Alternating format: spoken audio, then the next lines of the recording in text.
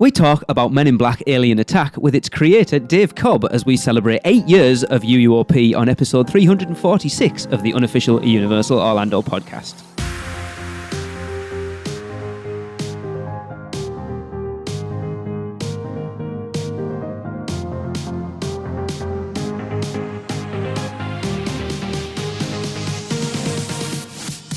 Hey everyone, I'm your host Lee, and welcome to this celebratory edition of the Unofficial Universal Orlando Podcast. I cannot believe this is 8 years of doing this thing that we didn't think would maybe last about 6 months when we started it, but there you go.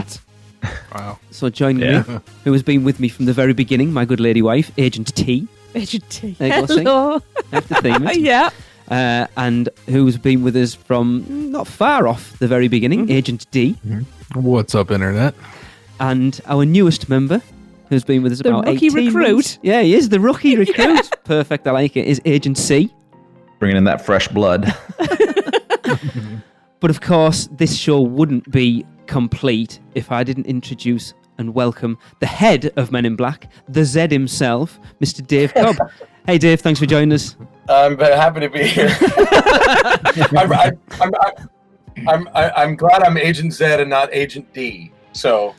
Well, we've already got an Agent D and an Agent C, so I didn't know what to do. So I thought you have to be Z at this point. I'll be Z. I'll just talk a little crustier and act a little cranky. That's Zed's role, you know. What's a theme park? Right.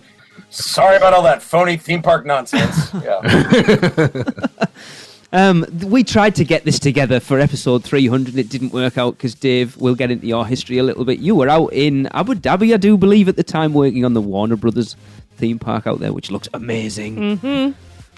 Yeah, that was a beast. It was a beast. It almost killed me, but it's very good. I'm very proud of it. It looked awesome.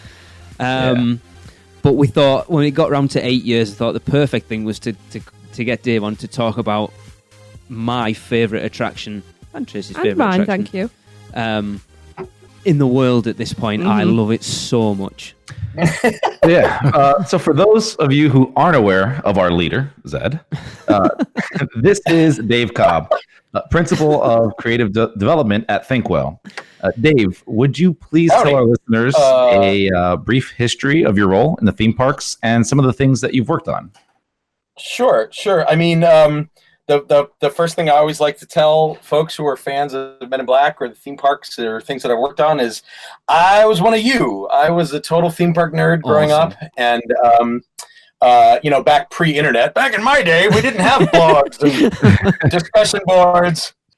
So I subscribed to various zines, and I would go to Disneyana conventions, and I just grew up like really obsessing with them like everybody else and finding every book I can on the topic. And one of the things that happened early on was right out of high school, one of my first day jobs was I got a job at Universal on the tour. And so I was a tour guide and sat on the trams and gave the tours 5, 6, 7 times a day. So I, got to know the inner workings of a movie studio and thought I wanted to work in the movie industry actually, and was on a path for that in terms of university, but ended up sort of falling into a different job there. After 5 or 6 years of tour guiding during the summer in between school, I saw a job posting for something and decided to go for it. And it turned out to be for Universal, what's now known as Universal Creative. At the time, it was called Universal Planning and Development. And it was instead of working for, a year and a half and having a movie when you're done, which is the freelance work I had done very briefly in the movie industry, you work for, 2 or 3 years and you have a big building with something in it. And that appealed to me very much. And so, it was really right place, right time is how I got into the industry. But the training that I brought to it was from theater and film school, and frankly, working in a park and knowing, watching how a park operates was the best education, and watching how people react to things and being a fan of it and sort of putting all that together was the best education I could have had. Yeah. You think of theme parks, especially now, are very much theatrical events. And I mean, that's the thing that I love about theme parks more now. It's putting you in the middle of a sort of immersive, interactive experience. Yeah, so the guest has a role as well. Yes. So I'm with ThinkWell Group. I've been here for about going on 11 or 12 years. I've known the actual folks in the company for longer than that. They started in 2001. We've been around about 18 years, I think. 19, going on 19. Anyway, long story short, the Thinkwell was created by, it was started by a former Universal Studios theme park guy, a former Disney theme park guy, and a former Cirque du Soleil guy. So you sort of put that in a blender, and that's kind of what we do. So I've known these guys since my days at Universal. Craig Hanna, who is our chief creative officer, was one of my bosses at Universal, and he was the one who I worked on the early concepts for Men in Black with before we went to the field to actually build it. So two of us here at Thinkwell worked on MIB from the very get-go. Yeah, people will recognize that name. We've had Craig on to talk about his work on Twister, actually. Yeah. Yep, absolutely. So Craig's been a coworker and a friend and a mentor and a boss and a collaborator for well over, 10 years just now, 11 years here just at Thinkwell, but for 20 years total. I've known him forever and ever. So Men in Black is one of our favorite things we've ever done together, actually. Aww. I know you guys, to sort of put it into context for people who are over here in the UK with us. Pretty sure you guys worked on the Warner Brothers Harry Potter studio too. Is that right? Yes, we did. So our firm did all the experience design and planning and layout and graphics and construction and lighting and video and all the entertainment components you see in the Making of Harry Potter tour, which we just opened a new expansion last week, actually, or no, this week, I think the 6th. The Gringotts Bank expansion, our team is over there right now finishing that up. So we've been lucky to be able to add to that over the years too. We added the train and the Forbidden Forest, and so it's the gift that keeps giving in terms of a design for us, but it's just such a spectacular success for Warner Brothers there too. It's far too long since we haven't been since, I think, since just before the Hogwarts Express opened, and I'll be honest, that opening sort of montage scene, the way it opens out into the Great Hall. Oh my God, I was stood with a lump in my throat. I just, Oh, I'm glad. Craig will be very, very happy to hear that. That was one of his. Oh, it blew us away. It was fantastic. I'm such a Potter nerd anyway, and anything that even remotely plucks at your emotions, that's me done. Oh, yes. We all know that, Lee. I've seen people turn the corner at the model at the end, the big reveal of the model at the end, and literally just like fall to their knees and cry. Like it's a pilgrimage for people to go there to see all that. It is absolutely stunning. Yes. So Men in Black Alien Attack opened on April 14th, 2000 at Universal Studios, Florida. Can you take us back to the initial concept talks? Like, was it a case of having Men in Black as a theme and building the attraction around it? Or did the ride concept come first and then the Men in Black tie-in?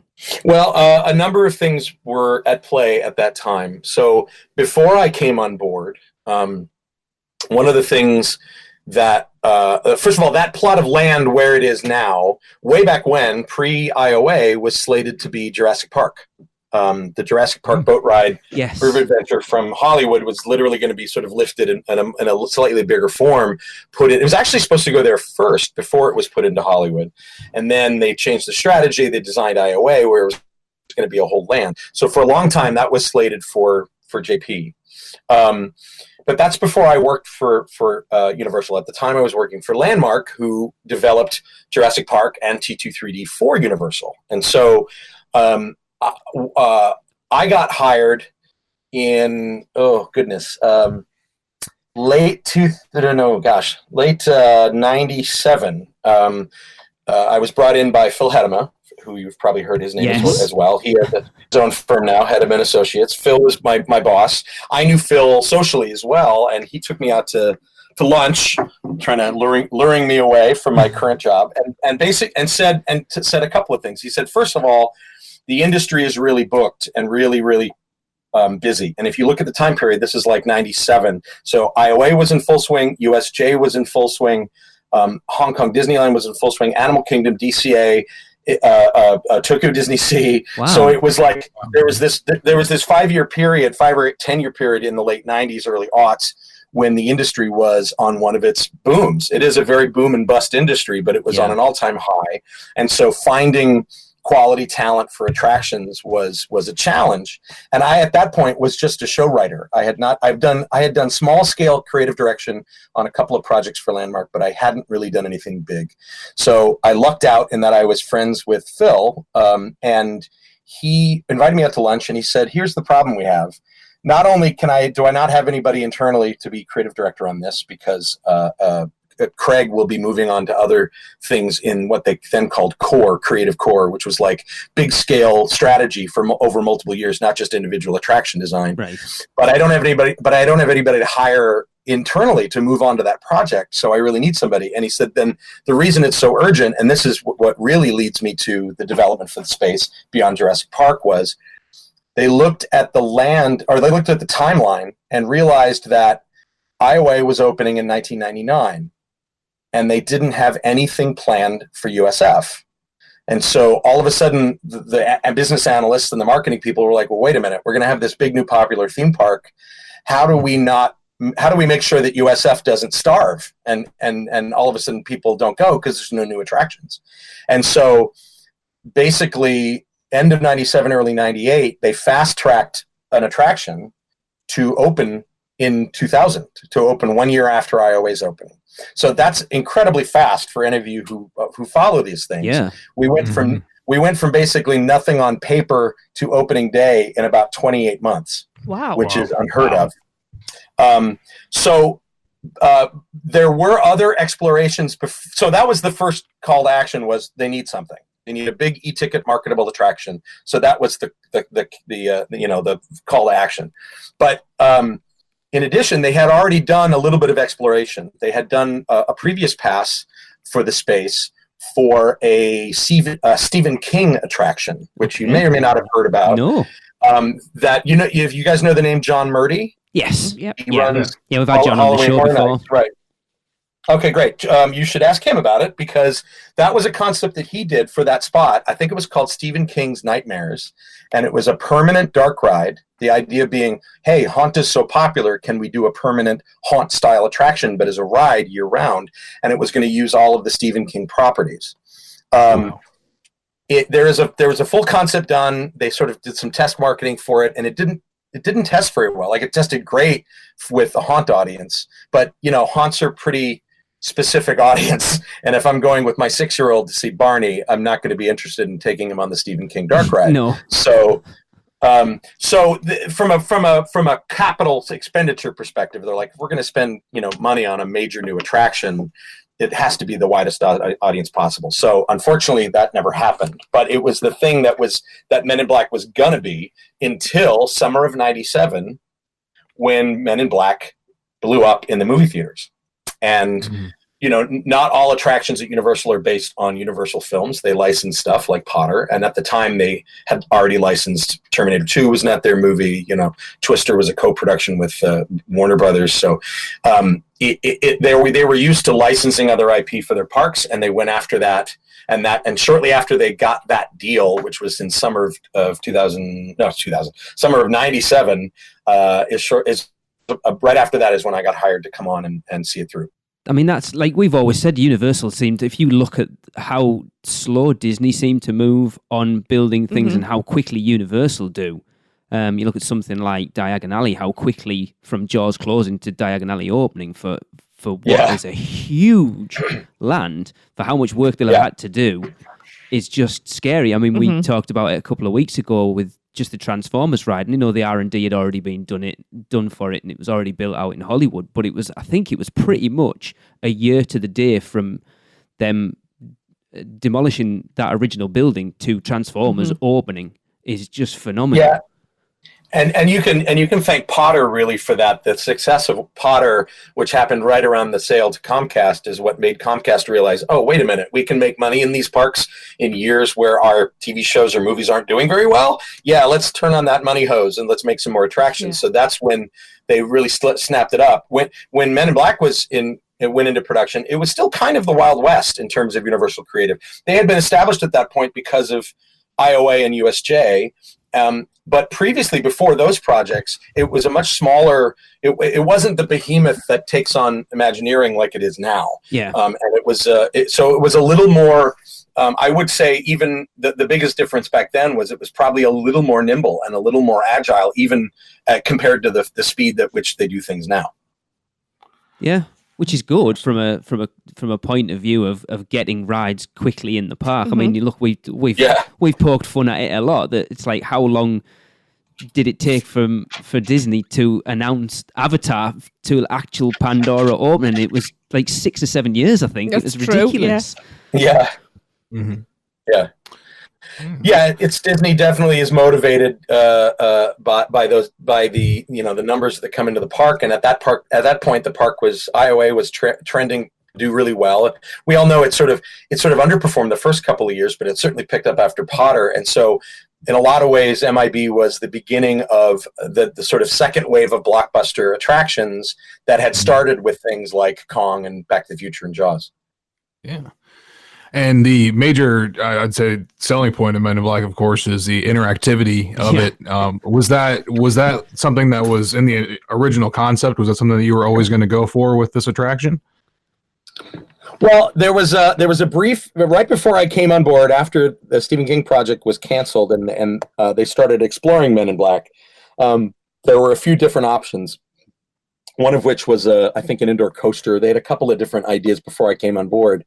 And one of the things that happened by the time I had gotten there was they said, well, look at the movie. What do you want to do when you're the MIB? You want that weapon in your hand. Like, right. They're so cool. Like the movie and the series and the whole world is literally about being, a secret super spy. So we want to put you in a mission like that. So that was in it pretty early on. And to be honest, what drove that was the opening, I think the year before, of Buzz Lightyear, and seeing how popular that simple collection mechanic, a very simple shooting gallery collection mechanic was on a ride system, made Universal go, yep, we're going to do that, and we're going to do it one better. Was that the one in Orlando, Dave? Yeah, the one in Orlando opened, I think, the year before we did. Oh my God, I hate that attraction so much. It's so frustrating when you've ridden Men in Black and then you go to ride that and you can't move, you can't pick that gun up, it's attached. It's like, oh my God, I cannot do this. Yeah, I'm done.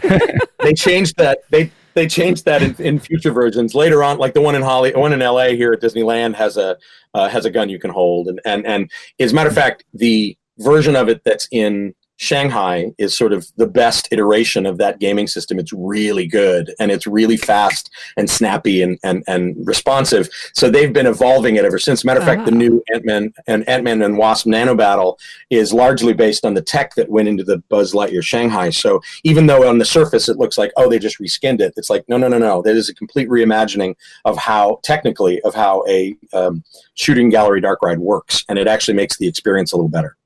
Wow. We'll have to go. I really want to go to Asia because those Asian parks look amazing. Yes. Mm-hmm. Yeah, Shanghai Disney and Hong Kong Disney are both really pretty incredible and so different, really, than the U.S. parks for various reasons, location and culture and everything. And they are worth going. I highly recommend if you can get over there, they're worth seeing. I'm working on him. Excellent. Yeah. We have a friend over in Asia at the moment. I think we should go over there. Actually, someone you know, Dave, but we will get into that later. Yes. And going back to Men in Black, was the dual track system always part of that original concept too? Because that, of course, leaves the awesome ability to compete against another vehicle and everybody in your vehicle as well. So I think that really adds an awesome dimension to it. A lot of it was, we looked at a lot of different configurations of tracks and vehicles. Let's first start with the vehicle, because there was a question you asked me in email beforehand about, the fact that it's the Cat in the Hat vehicle, and was that a fait accompli, or was that handed to us? And the answer is sort of. Like the original concept, as I was coming on board with Craig, and they had done some very, very early Blue Sky, they were actually looking to use the Spider-Man vehicle. Okay. Because there was so much excitement about Spider-Man, and the early tests and early versions of it had done so well. So they initially thought they were going to use that. But then they did a quick mock-up where they put a bunch of laser tag targets in the Spider-Man building and rode through it.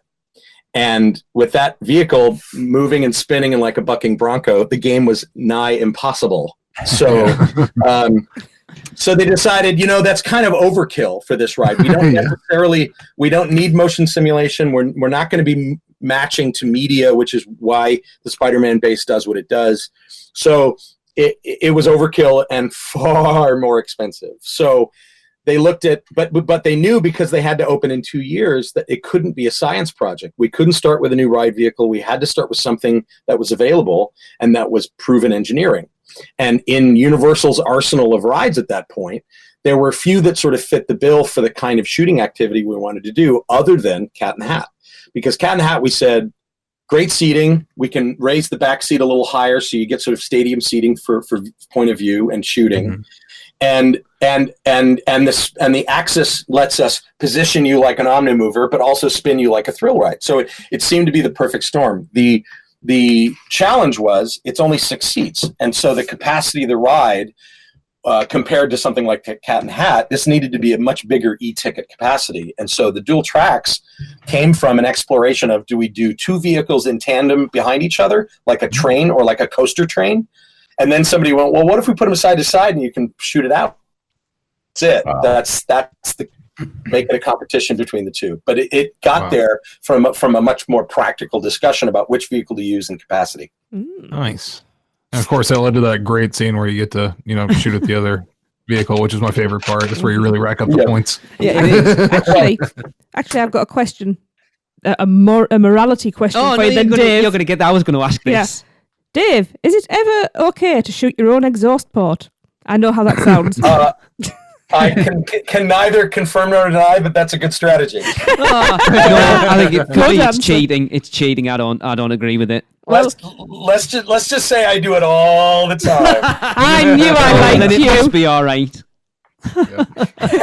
Well, what's funny is that scene was one of the last scenes to sort of that, and the ending were sort of the last scenes to be finished. We had gone into like the building started being built before we were really set. It was like like a movie blockbuster where the script's not quite done. We had ideas, but we hadn't settled on one. And that scene where it's sort of a Central Park scene, then you go under one of those Central Park pedestrian bridges, right? You're supposed to be in one of those tunnels. Yeah.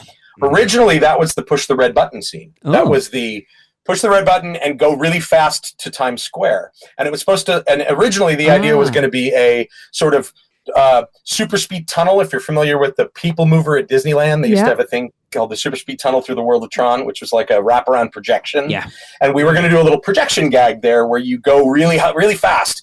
But we realized with this vehicle, it's just not really dynamic enough. Your view shed is not great. We would have had to point you at the wall to make it work, and then it would have to track along with you, kind of like the flu gag in the Harry Potter and the Forbidden Journey. Mm-hmm. Like it was never going to feel like you're really going fast, and it would have felt really weak. And so that's again through various ideation, we went, oh, wait a minute, but what if we shoot at each other? Like nobody's doing that. And so that scene was born out of, wow, this is not a lot of space to do a scene. What can we do with it? And not make it just more shoot. But for a while, it was just, okay, more targets, like targets in the sewers or something. And then you end up in Times Square. But we said, no, it's more fun if this adds a little surprise moment that you're not expecting at the beginning of the third act. But all of this stuff, just as I hope people understand, all this stuff comes out of that collaborative nature. It's nice to say that I was the lead of Men in Black, but I'm not. I mean, there was hundreds of people involved in this, and so many great creative minds. My job is just to sort of pounce on ideas when I see them happening and sort of wrangle the crew and be, chief beekeeper and, and keep all the bees buzzing, And so a lot of really great, it's really wonderful to hear that all these great fan favorite moments in the ride often came from duress or came out of operational necessity, or because it really validates us as creators to go, yep, that was a good decision. Regardless of how we got there, it's not always in the master plan. Mm-hmm. Mm-hmm. But I love that section because it's like you get a little bit of calm as just you go through and see the projection, and then everyone, and you can always tell the people who know that attraction because they get to that point, and the ones who don't know the attraction are just kind of looking around and enjoying it. Everyone else is planting our feet, getting your gun set for where that exhaust port is on that other car. Oh yeah. Oh yeah. Getting angry when your own car Oh my spins. God, it's been too long since I've ridden that ride. I cannot wait for October this year. I know. Oh, yeah. Did you get to work with any of the actors or director Barry Sonnenfeld when creating this attraction?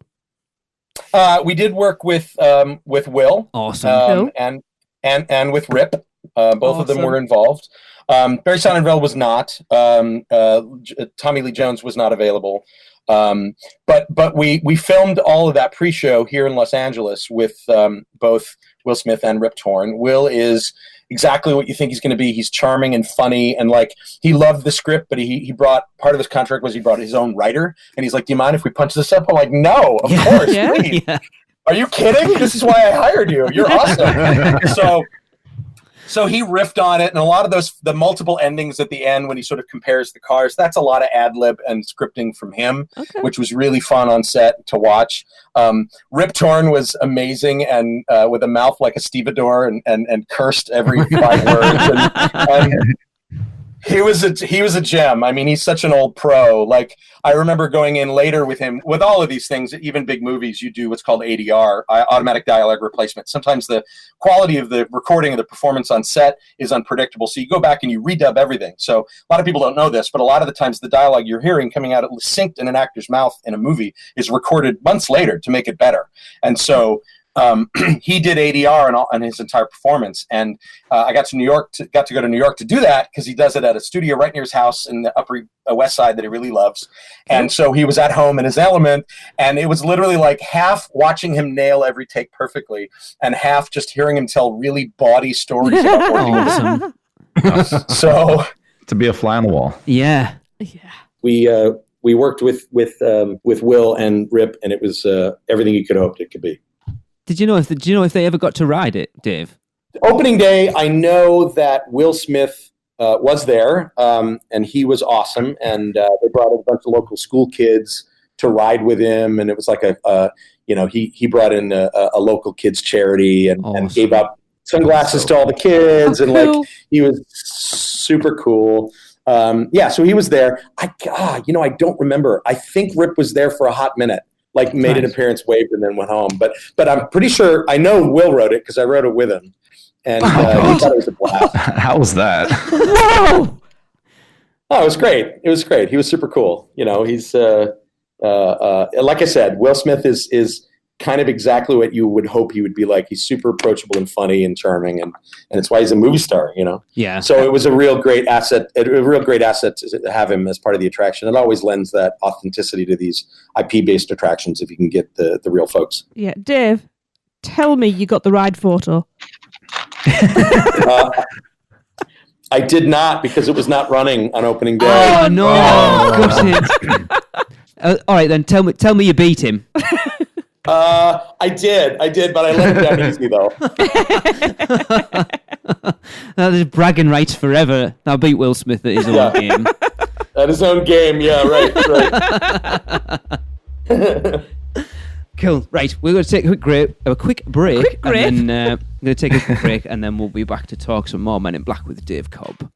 If you guys are ready to go to Halloween Horror Nights or just a wonderful trip at Universal or anywhere, your team at Mouse and Muggle Travel Company would love to help you. So just send us an email to info@mouseandmuggle.com and we'd be glad to help you go anywhere. Welcome back, everyone. We are here with Dave Cobb, one of the creative members, as we found out, of many hundreds, apparently, that worked on Men in Black Alien Attack. So we will continue on. Chris, I think believe you want to talk about the queue line a little bit. Yeah. So obviously the queue line is for MIB is one of the most well-themed queues. I especially love the fake Universe and You presentation at the beginning. How much fun was it getting to play in the world of Men in Black when designing the queue and the attraction itself? Well, the fun / challenging / difficult part of the IP is setting an attraction in a world that's secret. And so Initially, we were going to take the inspiration from the movie. And in the movie, they enter the world of the MIB through the Battery Vent and Tunnel Building, which is the venting system for the Lincoln Tunnel. And it's this very austere building in the middle of New York, and you walk through that hallway with the big fans on either side. Originally, the attraction was that. We actually had that as an entry point. And it just looked not so great sticking out there on its own across, if the attraction had been put in New York, in the New York backlot part of the park, sure, that would have been great. Yeah. But that's not where we were. So we looked really long and hard at what the exterior could be. And it was all about a bookend. It had to be a setup and a punchline. It had to be the setup at the beginning, then the real ride where you ride Men in Black, and then you get flashy thinged, and at the end there's a punchline of you're back to this thing that you didn't know you weren't going on. So that went through many iterations, and we did it first just inside. We said, we'll worry about the exterior in a second. Let's talk about what the story is at the beginning and the end, right? And so for a while, because at the time our corporate owners at the time were was Seagram's. Tropicana was one of their brands, which had orange juice production in Florida. So we had Tropicana orange juice tour. Was one of the first things provided. Was one of the first concepts where you would start out on this boring tour of orange production and then snuck in a back door, and it's actually secret entrance to the MIB. Awesome. And then for a while it was Orlando International Airport. Oh. And it was literally like an airport terminal, and then you would arrive back at baggage claim at the end, but there'd be like alien gags hiding in the suitcases and things on the carousel. Oh, cool. Yeah.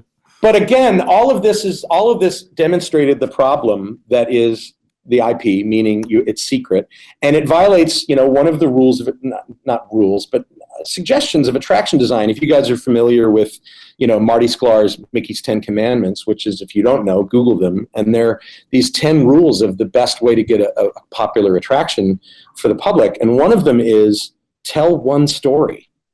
Like, it's really tempting as a designer to tell something that's really rich and has a lot of different pathways and has a lot of different, but guess what? If it doesn't play to somebody who's never seen the movie Men in Black, that doesn't work. Yeah. So I have to tell that story, right? I have to appeal to fans, and I have to make sure that we call it the waiters, swimmers, divers pyramid of engagement, right? There are divers who know the brand and dive right in, and there's swimmers who know it pretty well, like your average moviegoer. But there's a lot of waiters out there who maybe saw it on TV, maybe dipped their toe in the water. There's a whole other category of fan called mer people. Those are people that have been underwater so long they grow gills. I don't need to worry about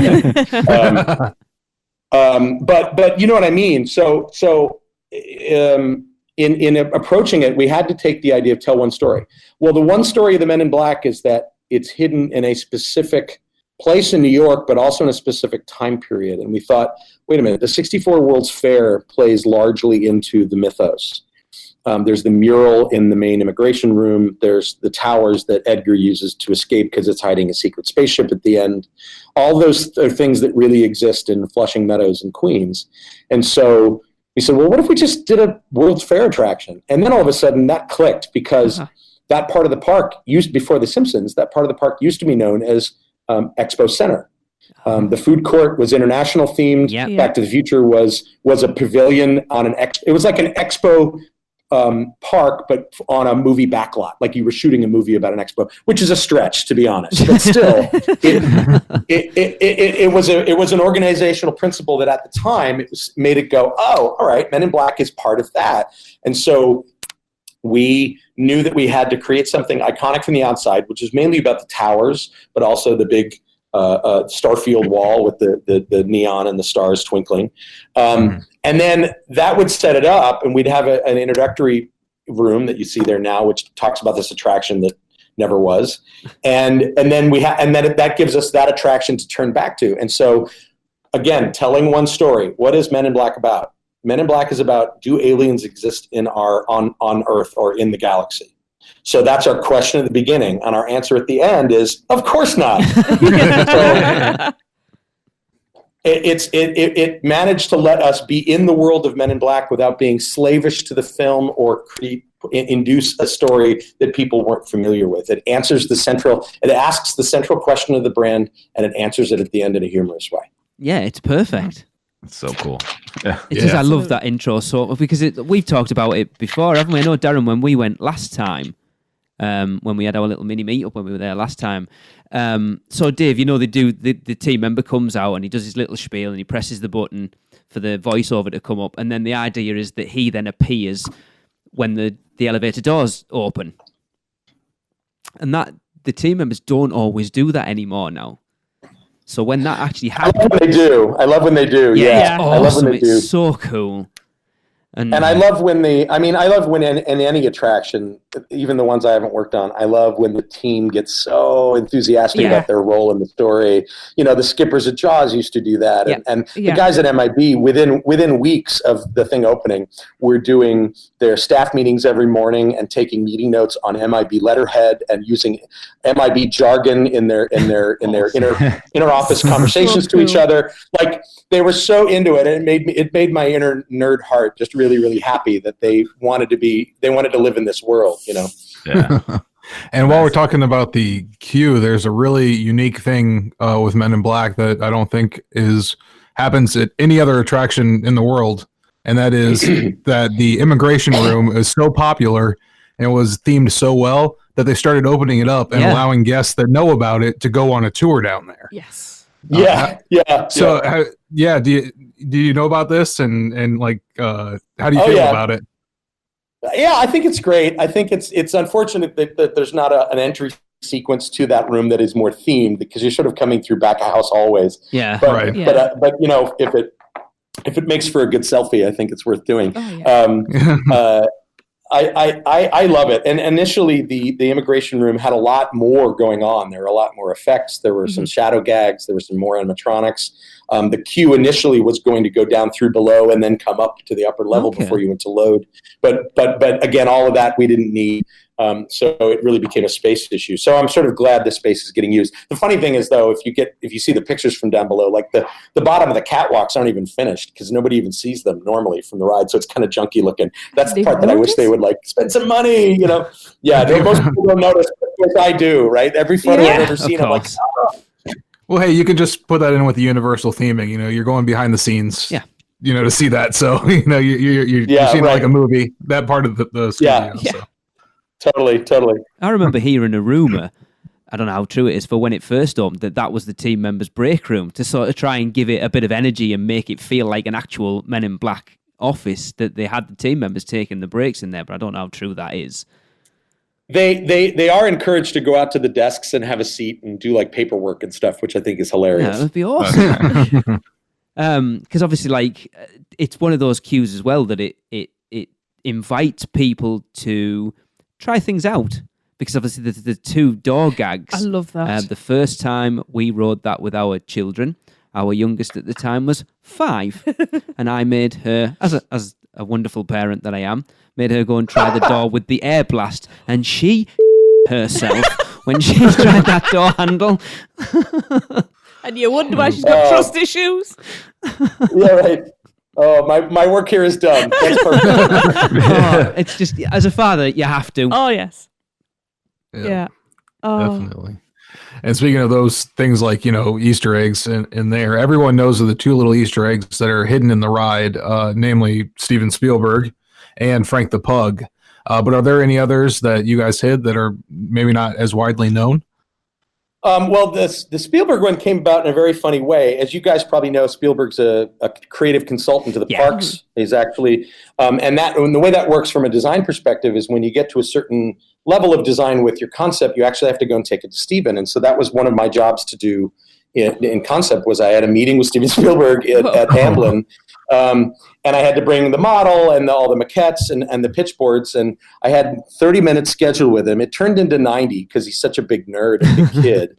It was one of the coolest. I mean, I could die happy after a meeting like that. But honestly, he was an incredibly giving guy for what his stature is. Do you know what I mean? Like, he was very present in the room. Yeah. He really listened very intently. Like, it's that rare level of talent that you don't know what he's going to be like, but he could be a big egotist. But what in reality, what he was he was very present. He was a collaborator. He was very much interested in what I had to say. So as a young designer, it was one of the best early lessons I ever had in sort of being confident about pitching. And so, but we showed him that alien gag, and it was just a guy on the bench, and he literally just glanced at it and went, "Hey, make that me." And we're like, "Oh." And you're like, "Yes, sir." Yes, sir, Mr. Spielberg, sir. So that's how that one happened. And Frank the Pug was an easy. Frank the Pug was an easy one because he's such a fan favorite in the movie, so we wanted to give him a little fan service. There's a couple of small things. I mean, if you look on the instructional video, the Doofus and Do-Right video, in the weapons room, which, by the way, for the international visitors who may not understand that joke, that goes back to a magazine for kids here in the U.S. called Highlights for Children. That was like you'd find it in like the doctor's office and the dentist office, and it was like stories and puzzles and games, and it was it's published from like the 40s through the 80s, and anybody of a certain age, meaning old guy like me, in the U.S. In the U.S. grew up with these things, and so there was a thing in Highlights for Children called Goofus and Gallant. And you can look it up because people have scanned these things, and they're basically they were little comic strip parables about manners for kids. Don't be a goofus, be a gallant, basically. And so immediately when we started talking about the ride film, that's the first thing I went to was that.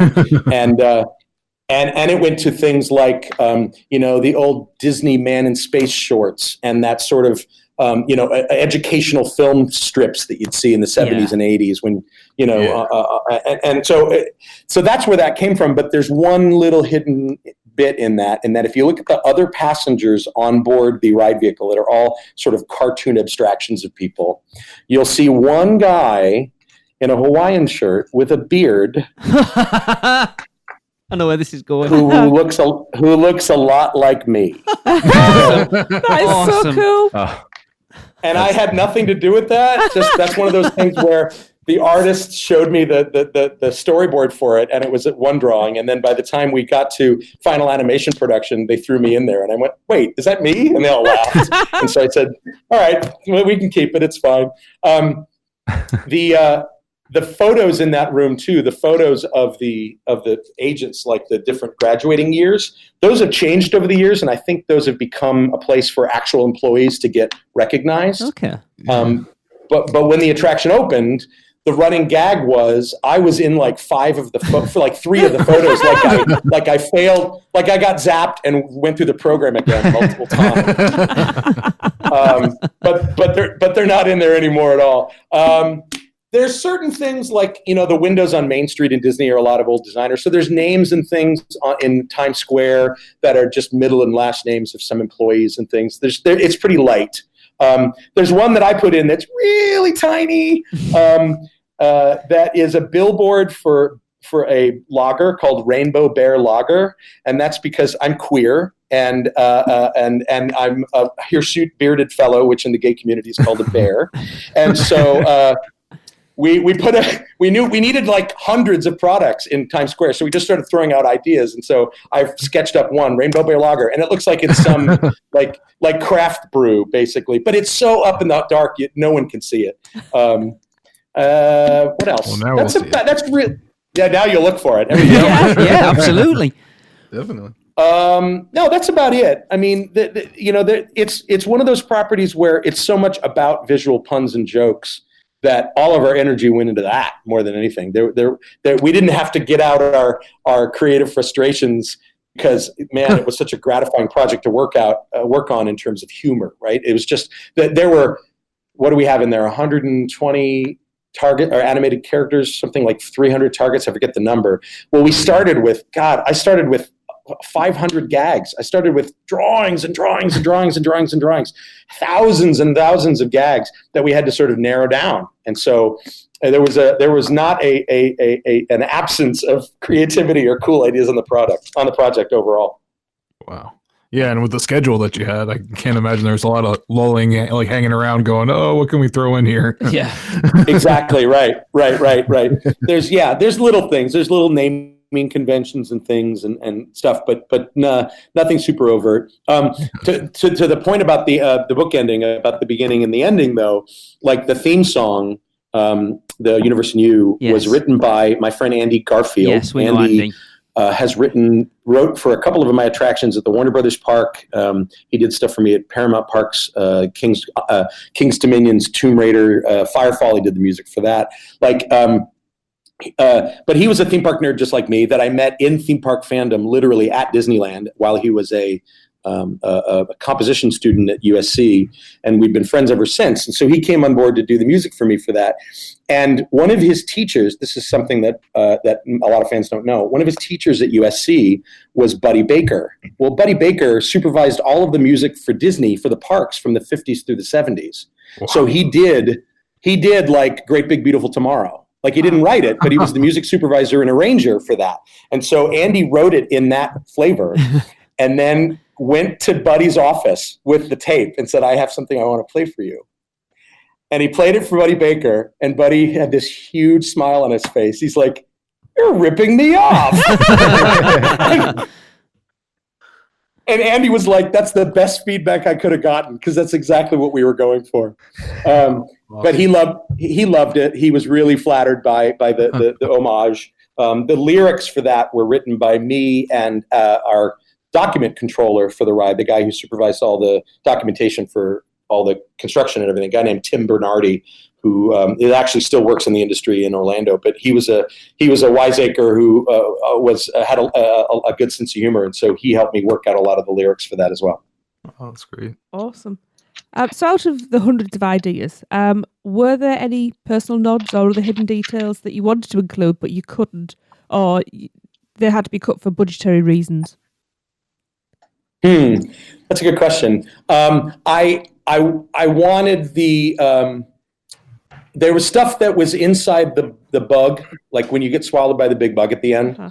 There was a much more scenic environment in there of, like, goo and alien stomach and mouth, and there's a big uvula hanging from the ceiling that was a target and stuff.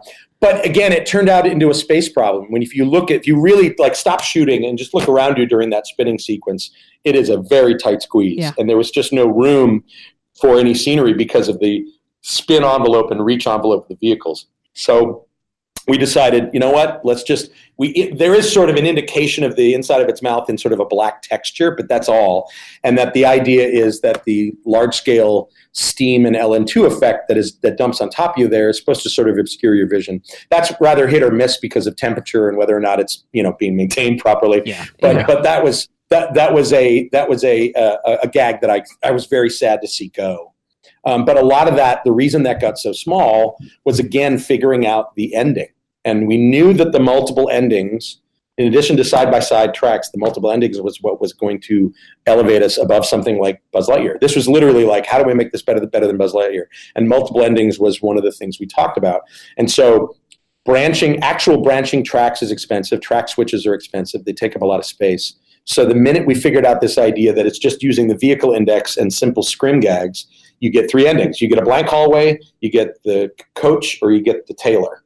And when we figured the size, and that came very late in the process. So when we figured that all out and finally got it into the track layout, it was like, wow, we have a very, very small spot for the inside of the bug. So let's make that more about the spin and confusion and thrill. And then poof, you're back at headquarters already. So the way it works is, imagine on either side of the vehicle track is a proscenium with black scrim in front of it. If we downlight that scrim from the front, and it's a repeated pattern of lights that just suggests a blank hallway, and all you see is the sign at the end that gives you your 3-scale ranking, which is Galaxy Defender, Cosmically Average, or Bug Bait. So that's the loser ending gets Bug Bait and gets just looking forward from down the hallway. Okay. The middle ending, Cosmically Average, is a giant alien coach, and it's a big map of New York, and he's got X's and O's on it like a football coach. And he's saying, you zigged when you should have zagged. Try again. Oh, yeah. And he's basically giving you pointers. And then the big ending, we're like, well, if you succeed, you get the suit, right? Yeah. That's how this works. And so, but how do we give you the suit but then take it away was the problem, because we're not really going to give it to you. So we have it open up with that angelic choir, like in this with this big steam opening, this metal cylinder, and it's hovering there, and it looks amazing. And then these, tendrils come out from the sides, and it's this alien with glasses over his nose and a measuring tape and scissors, and he's like, oh, it'll be ready next Wednesday. Like you've arrived too earlier. And by the way, that's my voice doing him. Awesome. And that's, again, by happenstance. Like, we had it recorded in the scratch track. Everybody liked it, so why pay for somebody else? It wasn't named talent, so it didn't matter. That happens all the time in attractions, where it's like, oh yeah, you come over here, say something to this microphone. That's great. That's my default response to my girlfriend for anything, basically. It'll be ready next Wednesday. It's that's how we got to the three different endings, was just realizing that the pivot of the vehicle was a powerful directional tool and then just very, very simple theatrical lighting. Awesome. So cool. Yeah. Was this your first time you had worked on a shooter attraction? It was. I mean, I'm a lifelong gamer. I've had every video game console since the Atari 2600 in 1977 when I was 7 years old. I still have most of them to this day, which are mostly cluttering up my office at home. But so I'm a lifelong gamer, and I wouldn't say now I'm a hardcore gamer anymore, because now when I get on, I try Fortnite and there's a bunch of 14-year-olds who kick my ass. So it's no fun. Yeah. So it's no fun for me anymore. But I come from that culture of I really love what they represent in terms of individual accomplishment, group accomplishment, and competition. And so that's one of the reasons I got the job, was Phil's opening salvo to me at lunch that was years before when we first met was, so do you play video games? And I went, do I? And so, and one of my proudest moments of that, and I have to find it somewhere online, but there was an article done in GamePro magazine at the time, which was a video game magazine. I have so many in the shelves. They came and did a piece on Men in Black that is hard to find. If you can find it, it's a really good article written by a guy named Dan Amrich, who is a known fan and video game writer. He wrote for GamePro for a long time. So now he's got his own internet stuff. But they sent him out on like a reconnaissance mission. Like, we don't know if this is worth writing an article for, but it looks like a video game. It smells like a video game. Let's go do it. And he showed up, and the advertising people said, hey, can you go do an interview with this guy? And we ended up spending 2 days in the park together and just nerding out, because he was a big old nerd like me. Awesome. And and so that was really gratifying. That article made me the most happy of all the press we got, because it sort of nailed what we were going for, which is I wanted to do my whole goal in this ride personally, like my secret goal on the way in when I got the job was, Universal doesn't have its own Haunted Mansion. Yeah, I want to make the Haunted Mansion. And I want to honor the people that did all the sight gags and Haunted Mansion at Pirates, and do all those little details that you only see the 10th or 20th time you ride. That was my goal. My personal goal was like, Universal up until now has always been a big monkey or a big shark, but never like a lot of figures and a lot of different characters and the freedom to do a lot of different design. And so that was my personal goal. My second one was, as a gamer, I want to make sure there's enough in here for me to get something out of, even if I'm not a novice. Like, it has to be easy enough and accessible enough to a novice to, grandma and your 5-year-old brother need to be able to play too. But there's got to be enough challenge in there for me as a hardcore gamer, and acknowledge that my effort is paid off. And just real quick, going off of that, right? So what was, I guess, the obstacles that you would find the most difficult to overcome when you were doing that type of attraction? Because shooting attractions is such a weird one, aren't they? Because if it's not running at like full cylinders, if the guns aren't working properly or the targets aren't working properly, the whole thing's off. Yeah. Right. And the hardware alone and just the wear and tear on the guns it's an ongoing thing. And I think they do a pretty great job with that. I think the bigger issue for us was the thrill component, because for a while there were 5 or 6 moments, and you can, if you're a fan that knows the ride, you can go through the ride very easily and identify where these happen based on the characters. There were 5 or 6 moments where it was an alien that if you shot them if you didn't shoot them in time, they would shoot you and your vehicle would like do a quick skid or a full spin. Mm-hmm. And so we tried to make it so that the thrill of the ride was different based on your game. But in playtesting, 5-6 months out before we opened, we realized if you're really good at the game, your ride really sucks because you just don't spin. Like we had people going through it going, where was the thrill? I saw you. Yeah. I thought this was supposed to spin. And then we look at their score and they're like, oh, that's because you hit everything, So we realized, so that was a big thing that changed. We realized really early on that like the first big spin, which is the smoke blast alien on the right track and the pawn shop alien on the left track, right there at the first turn, right after the crash spaceship, those two were what we call a hard spin. Meaning those spins happen no matter what, and they're the first big spin of the ride to telegraph to you, oh, the aliens shoot back. Oh, excuse me. Oh, shoot, the aliens shoot back. Sorry. And also, by the way, we never called it shooting then, and that's for pretty obvious reasons. Yeah. Yes. At the time, what had just happened recently was in the news, and so we didn't call them guns, we called them zappers. And we called it zapping, not shooting. Yeah. So that was very, very purposefully, by the way, in all of the marketing. Yeah.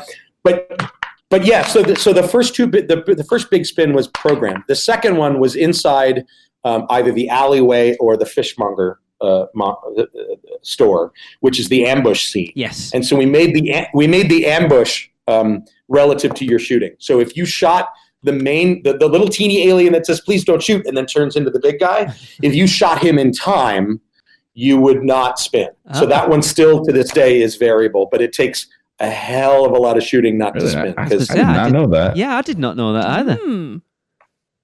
As far as I recall, my 20-year-old memory may be failing me, but I think we left that in there. If nobody's gotten it, maybe I'm wrong, or that maybe we just set it too high. That was the other challenge, was figuring out what things should score. Yes. And that took a lot of playtesting, and they even went back and changed stuff after I left to sort of reset things to be lower scores because people were maxing out too easily within the first year. Yeah, we've heard rumors that they can like do that on the fly with the system. Is that something that they can do, like just change the values of the different targets? I don't think it's as easy as flipping a switch, but I'm pretty sure they can do it kind of whenever they want, and I think they have fine-tuned it over the years for sure. That's interesting. There was another big thing. There was another big thing that we wanted to happen. That was a big budget item that we explored really early, and then abandoned because the technology was just not there yet.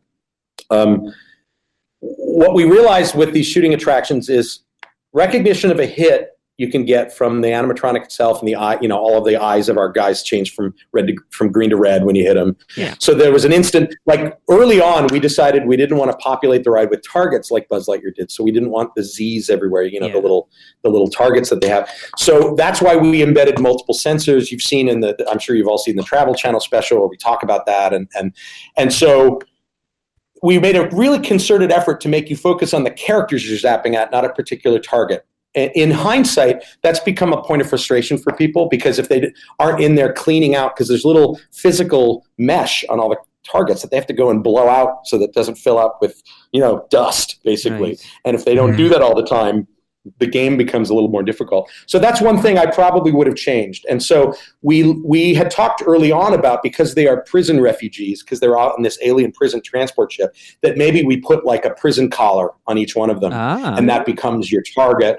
So that was an early discussion. The other thing we said that would help with target recognition and target acquisition was understanding when you miss something, which is a real problem with a lot of these rides. And so we did a mock-up, and we did it just as quick and dirty mock-up. This is years before the ride, a year and a half before the ride building actually went up, when we had a test track with one of the Cat in the Hat vehicles, and we were just testing game theory with it. We set up basically a simple set of like a brownstone stoop, and we put video projection on it, like mapped projection. Now, mind you, mapped projection was not around in 1997 and 98 at all. It did not exist. Right. We set up a video projector. We set up a camera watching that area of projection, and then it would look for the laser. It would look for the infrared dot, and wherever it went, we were using a very, very early gaming engine, not Unity that everybody knows now, but way back when, I don't even forget to this day what it was. I think it was just Flash. I think it was Adobe Dream. What is it called? The Flash Creator, the one you can make games in. Dreamweaver. It would Dreamweaver. That's it. It would animate a little sprite. It would animate a little. Like a little hit, like a ricochet wherever you hit. And so we said, oh, that's great. That would work really well. But then we did the calculations for what it would cost to cover every single square inch of set with projection and cameras. And that was like another $30 or $40 million. It was just ridiculous. Because at the time, video projection was not cheap, right? Nowadays, you can cover that aside. Look at attractions like Gringotts and Transformers. There's a lot of media and it's very high quality. For us to do that at the scale of Men in Black at the time was just unfeasible. The punchline to all of this is that modern day shooting gallery dark rides don't use infrared sensors anymore. They use cameras looking at the set and looking for where you're shooting, exactly what we had theorized back in 1997. Wow. Interesting. So, like for instance, the Animayhem ride we did at Warner Brothers in Abu Dhabi works that way, and a company called Alterface did that ride and does a lot of these shooting gallery dark rides. And their whole system right now uses cameras, so there's less physical infrastructure to the targets. You don't have to put wiring and power to every single target. You can literally just put a dumb prop on a windowsill and define it as a target in the camera space, and have it give points. They've even taken it, because one of your questions to me in email was, how is this going to change in the future? They've even come up with a system now that doesn't even need that basically has a positioning sensor in the gun, like a motion sensor in your phone, and it can use Wi-Fi triangulation to know exactly where the gun is in space and what it's pointed at. Wow. And so it can do, so the next version of this that we do, there will be no infrastructure within the building for where you're shooting. It's entirely going to be in the gun and the game system. So speaking of that question then, Dave, that is our last question here, and I'll flesh it out a little bit more. So other than that, so the premise is, right, so Men in Black International's due out, and Universal start tossing around the idea of, I think we want to do something, but we don't really want to go in and retheme it to the new one, but we do want to chuck some money at it and update the ride. And they come to you, Mr. Cobb, and say, right, here's a modest budget. What would you do other than obviously changing the targeting system to what you've just said there to upgrade that ride, to bring it into the level of sort of Universal's top tier attractions of today? Good question. I think the easy one is you change some of the bookending story. You keep Universe and You, but you update it to be, Chris Hemsworth and Tessa Thompson, and you update all the media. Maybe even update the call to action. Maybe you change the first scene with the transport ship, and you take that out and you do something else. I would change the story, but I would keep the set as is and keep most of the targets, but add maybe a couple more high end animatronics.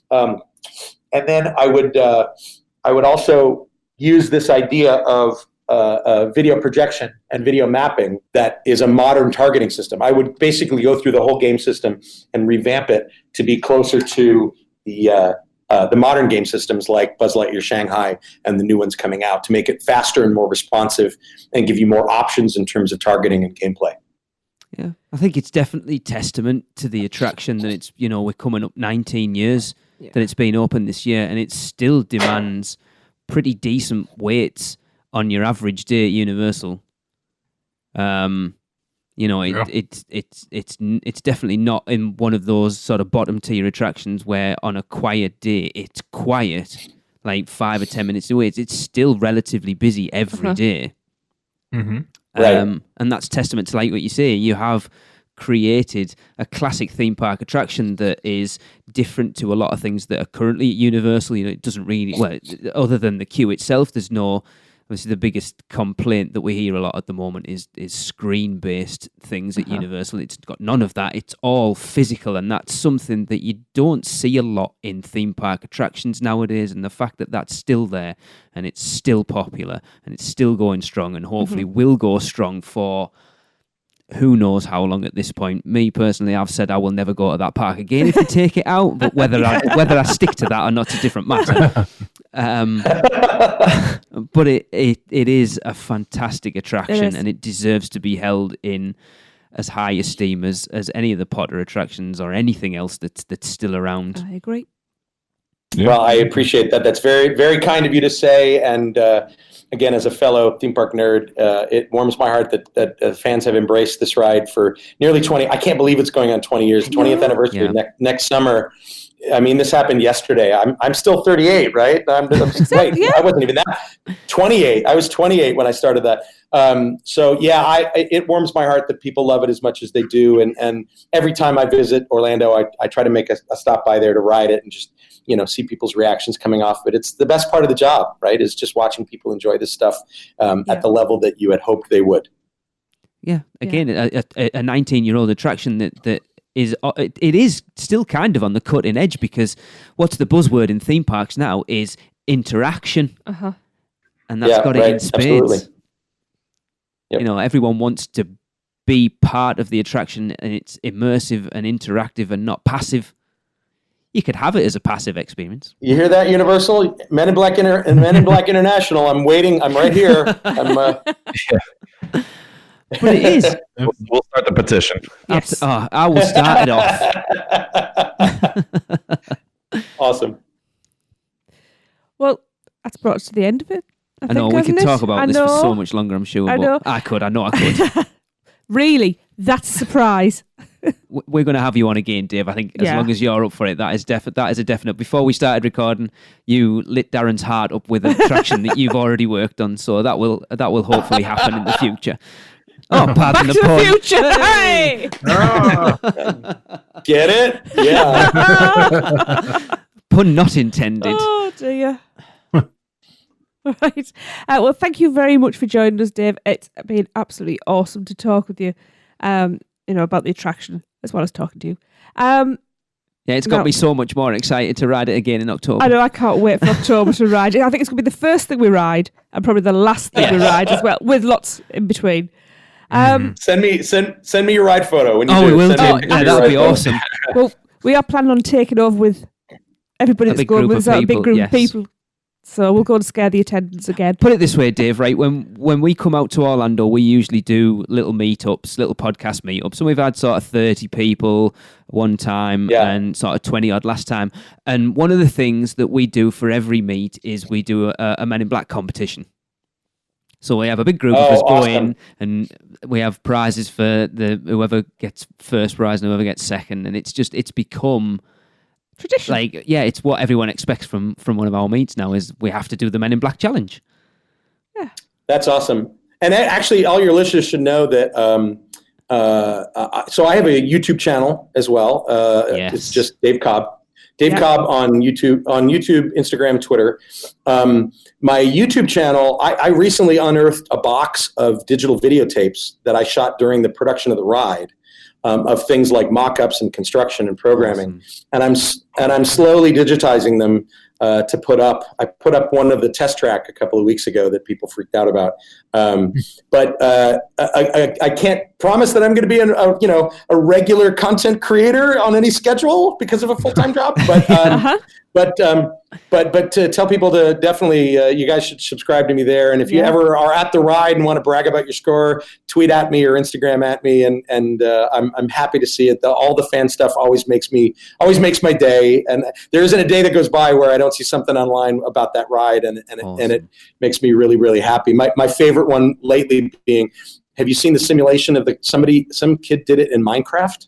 No. Oh. They built the entire attraction, the whole thing, the exterior, the interior, the ride through, entirely in Minecraft. Wow. And it's insane. It's completely insane. And I just who has the time? I guess 14-year-olds. Yeah.